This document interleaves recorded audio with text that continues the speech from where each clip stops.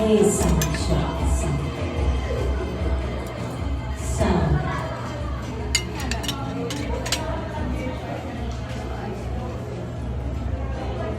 Sound. Marahay ng hapon po.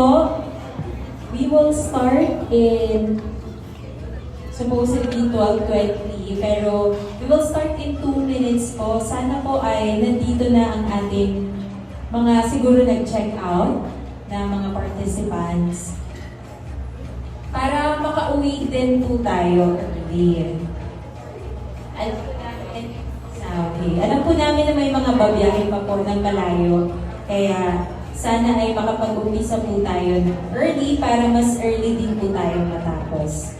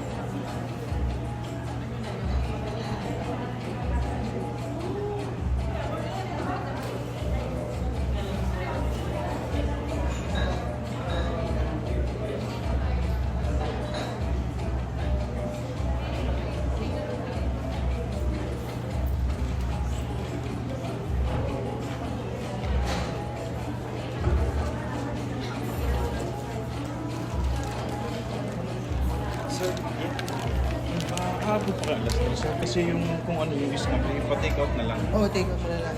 Pa-take out na lang. Mga 1:30 siguro, sir. Hindi kasi kahit one na. One na lang. Okay, para test.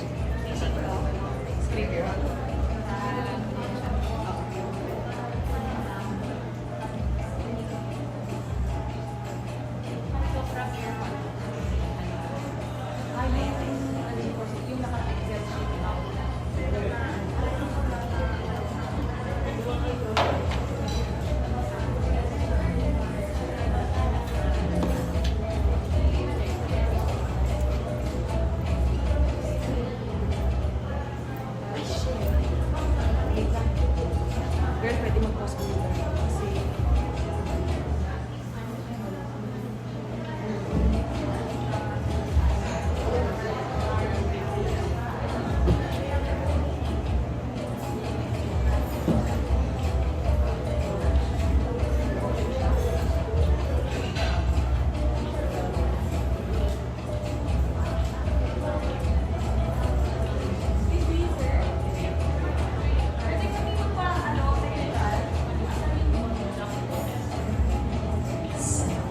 Saan na po ang ating team from Verac?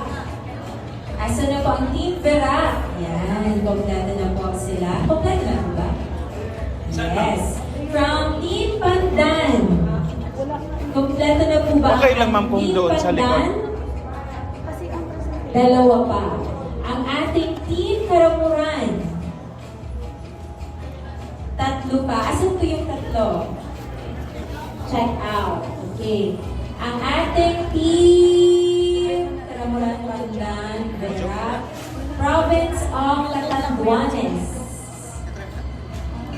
Ang ating from PLGU. Yan, nandito na po. From the PLGU. At nadagdagan po tayo ng mga participants. Siyempre, we have also invited the other stakeholders of our program. We have today from CSOs, ang ating ibang RNAs, who will also be, we will also acknowledge them later on.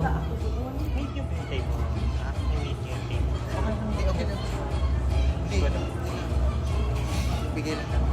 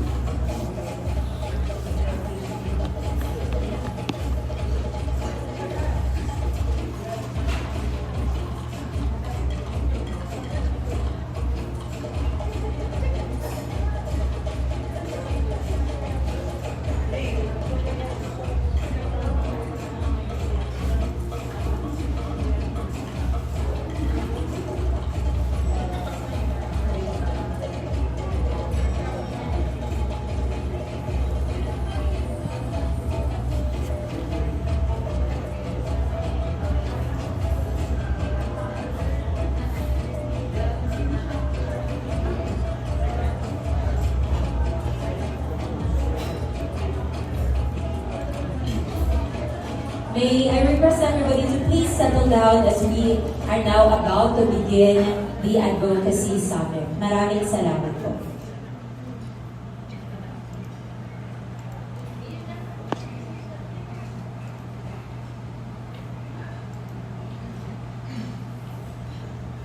Magandang hapon po sa ating lahat. Marahay na hapon!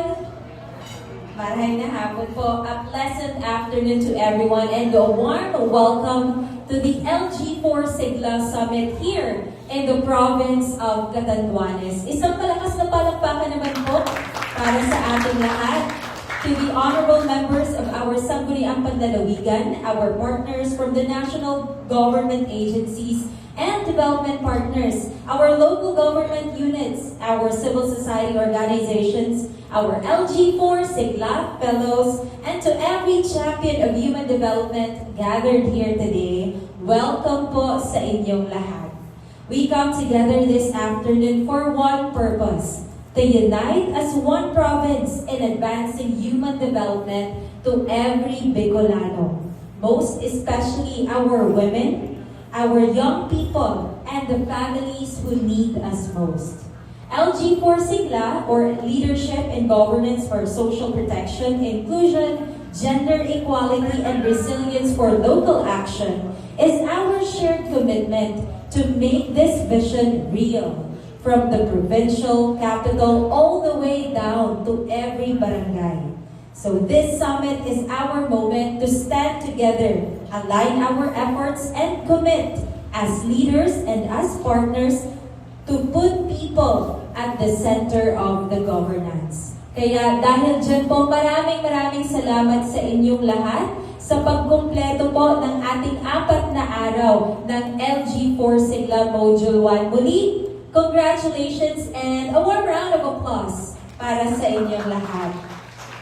Allow me to briefly orient you on the flow of our program. We will open with a message from the provincial government of Catanduanes representative, followed by the responses of our esteemed partners, and we will then proceed with the awarding of certificates and the closing program or closing message. We will cap the afternoon with a group photo to mark this milestone together, and so we kindly ask everyone to please stay with us until the end of the program. So I think handa na po tayong lahat. Ready na? Yan. Thank you so much. And so to formally set the direction of this summit, it is my honor to call on a leader of provincial government. Ladies and gentlemen, friends and family, please give a warm Bicol welcome to the representative of the provincial government of Catanduanes, the officer in charge for the Provincial Human Resource Office, Mr. Remelito Cabrera. A warm round of applause, please.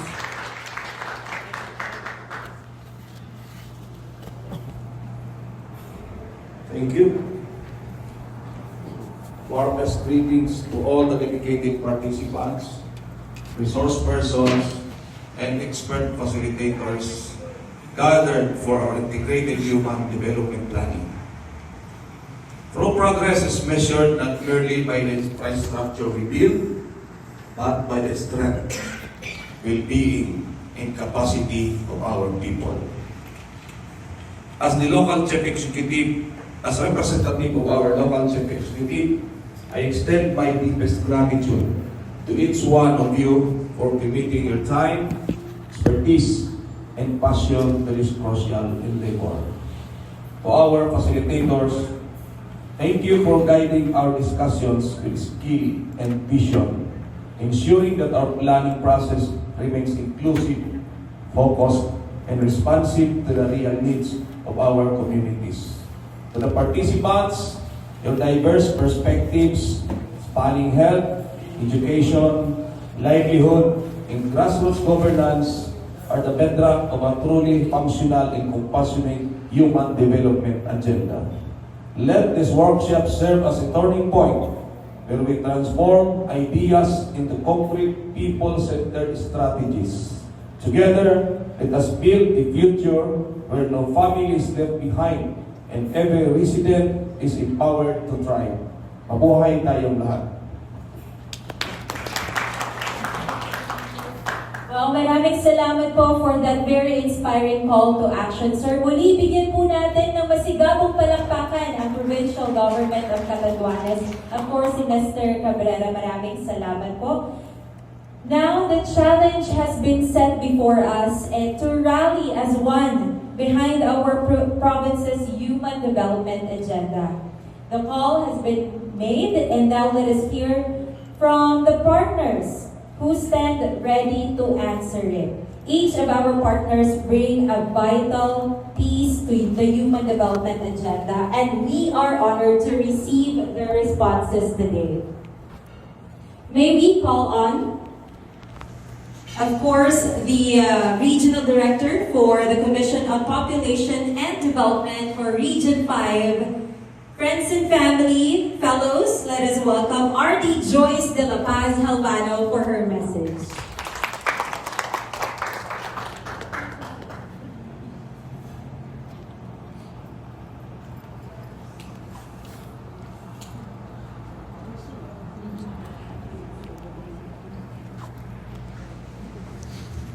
Good afternoon, everyone. Isang masayang pamilya po sa lahat.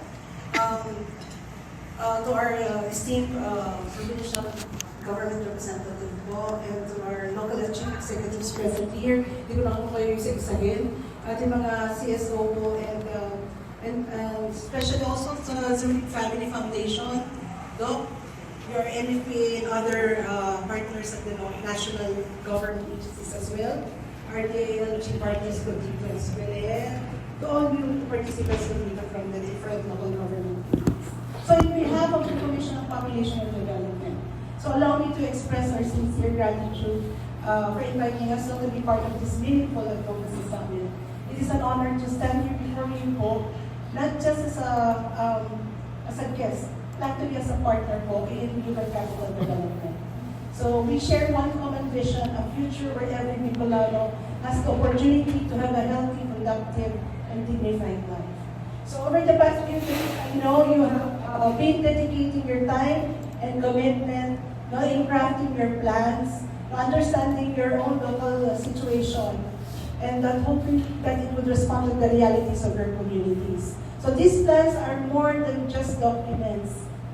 No, hindi yan po basta datos lang yung kinuha nyo. It is actually, it represents ano po ba talaga yung sitwasyon, your context in your respective areas. So even if we are here in Catanduanes, iba-iba po ang context ng bawat lugar. So it is important po that we just don't gather data, but we appreciate ano po yung sinasabi ng datos na yun. And with the plans that you crafted, they will represent now your collective promise to address the needs of the people by ensuring it is responsive, inclusive, and evidence-based based on your governance. So we are equally encouraged with the growing number of commitment of our local governments to strengthen and implement the Philippine Population and Development Plan of Action, the different initiatives that you have at the local level. So this was also expressed during our courtesy visits here in Catanduanes. So across our communities, local leaders are now recognizing that population and development concerns are not standalone issues but are integral to effective governance and sustainable local development. So tandaan po natin kung may mga best practice pong iba, it doesn't necessarily mean it would apply sa atin.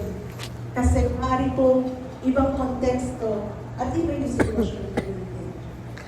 So many local governments are now taking meaningful steps to institutionalize FAPDER by strengthening their local coordinating mechanisms, integrating population concerns into local planning and development process, foster stronger collaboration among stakeholders.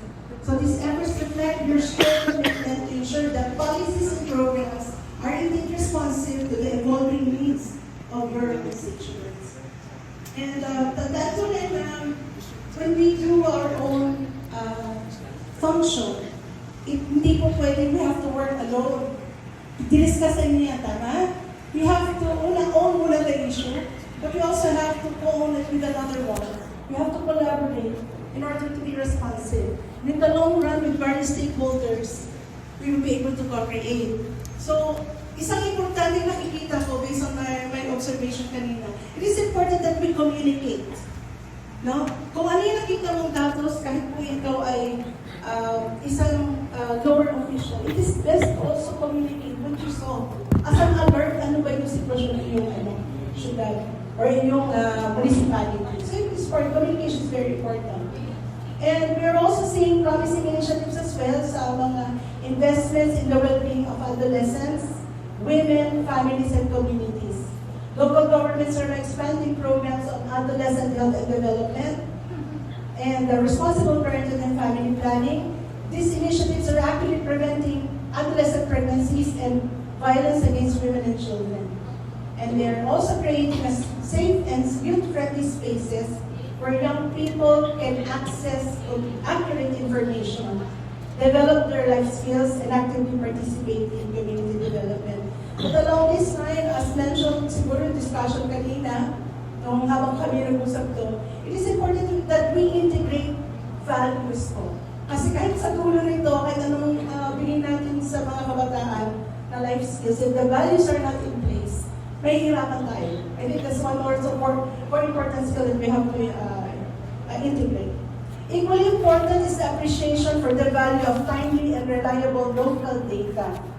More and more local governments are recognizing that evidence-based planning enables them to design programs that are responsive. They were able to allocate resources more efficiently and effectively and ensure that no sector of the population is left behind. Thus, these good governance practices demonstrate that investing in people is the foundation of inclusive and sustainable development. At CPD Region 5, we also firmly believe that sustainable development begins with understanding our people. This is why we continue to empower local governments through a locally data-driven progress.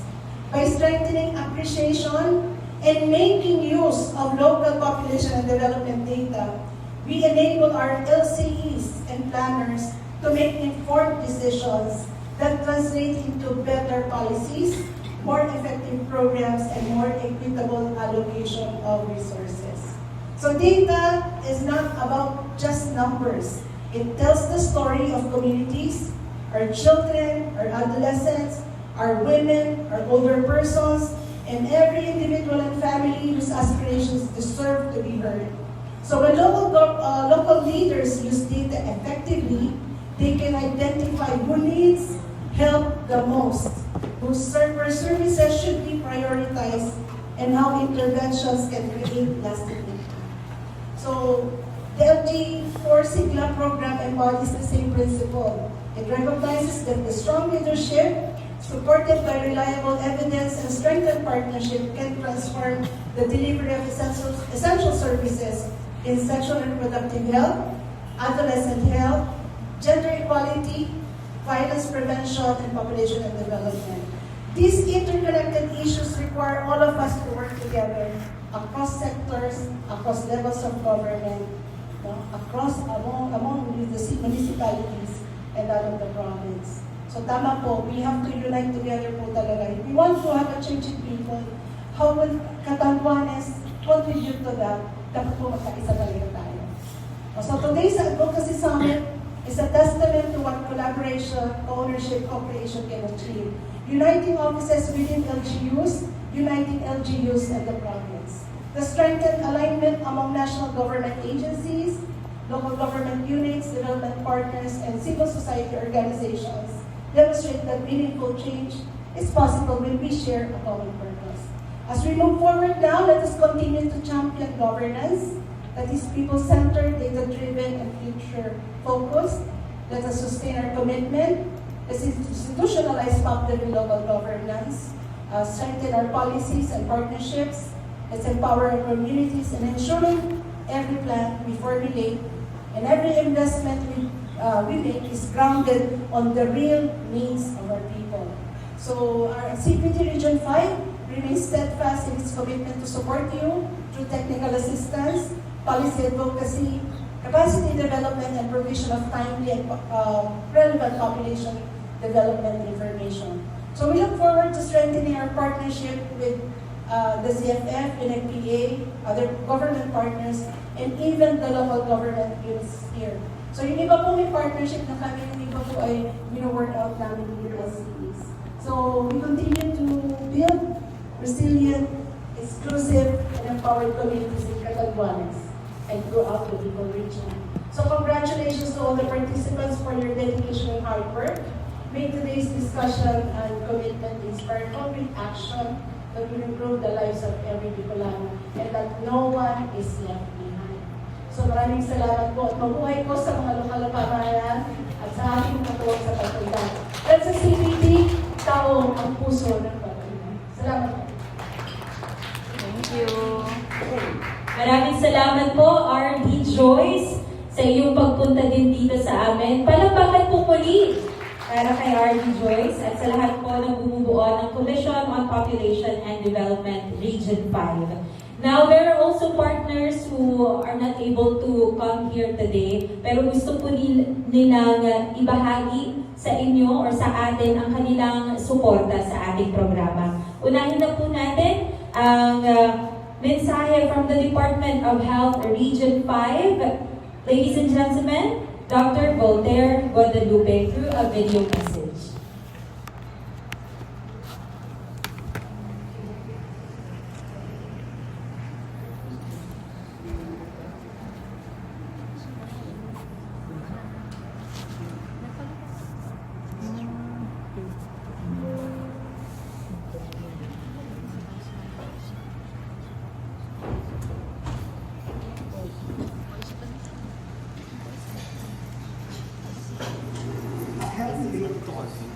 To the local executives,